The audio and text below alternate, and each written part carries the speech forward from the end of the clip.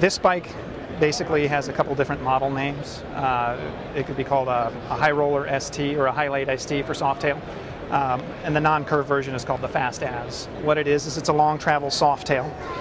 It features a 6.4 titanium blade that's slotted so that it can be run single speed.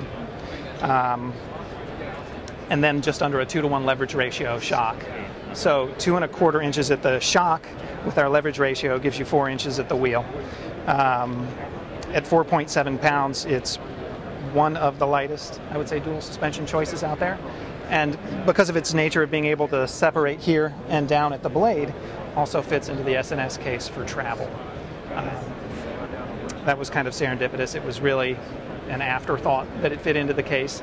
The main purpose of the blade being slotted and the back end being removable was just to facilitate a concentric pivot that could be run single speed. Right. So, you know, for the endurance races that people do, a lot of times you need something light, you need something to travel, and in my case, actually something single speed, because it's a bike that I like to ride. And so, as I said, the caveat being that it had to be single speed meant that there were features in this that that worked well with other drive systems like the belt, but also opened up.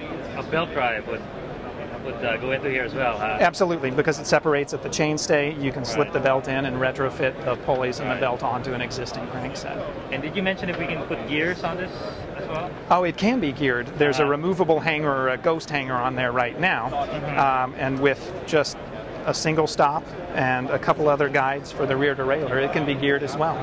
In fact, in testing, this bike was geared just to make sure you couldn't leverage against the shock in the real low gears and get a different ride quality. It rode so well as a single speed, I really wanted to see if there was any difference. Right. And so by gearing it and really leveraging against the shock in the granny gear, I really couldn't discern any negatives in terms of over-compressing the shock. In effect, it's a concentric pivot, and so my worry was that under pedaling loads, the shock would want to compress. But the RP23 that we're using works remarkably well at resisting pedaling forces.